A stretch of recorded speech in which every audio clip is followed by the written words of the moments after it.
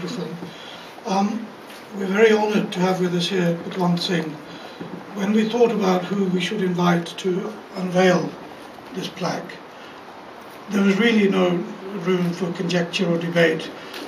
We have amongst us today somebody who has an unassailable position within the Sikh nation.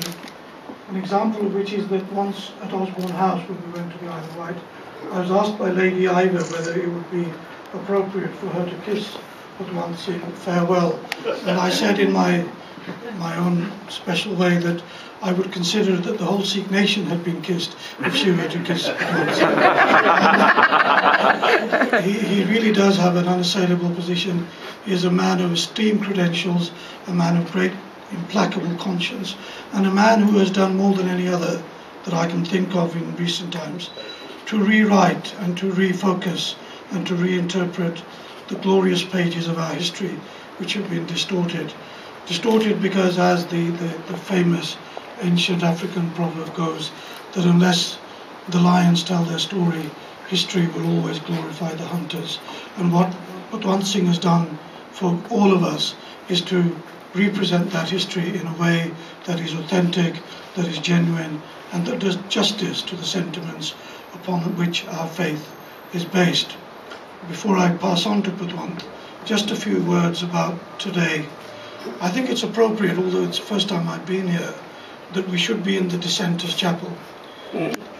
If there's one thing that this lady was, she was the ultimate dissenter.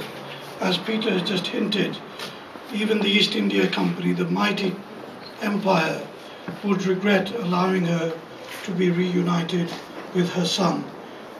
He was described later on as the rebel, but it was she who lit the fires of rebellion and justice in his heart. And today is actually quite a significant, I think, landmark. That this remarkable woman, this Empress of Punjab, the Queen Regent, who would forever be a thorn in the side of the establishment, about whom Lady Logan, who devoted her lifetime to converting Dalip Singh to Christianity, would write, "My lifetime's work has been spoilt, destroyed by this woman in a few days." That despite the fact that she came to this country, despite the fact that she died here, very little exists by way of material heritage of her existence, of her even having been in this country. And this plaque will be a permanent memorial to her life. Interestingly, although I was trying to avoid the topic, Peter touched upon the name of Lord Dalhousie. I think the best way, or perhaps the most complimentary way to describe him, he would be the Dick Cheney and the Donald Rumsfeld of that time rolled into one. Punjab was his Iraq.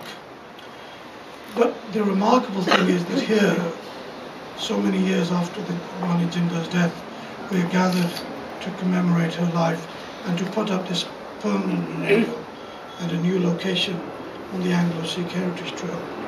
Well, I've tried to find a memorial to Lord Dalhousie, and there isn't one. There's one to Dalhousie, who was his descendant and his cousin.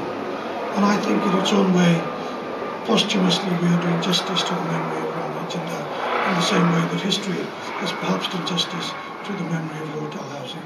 I pass you over to Sardar Patwant Singh.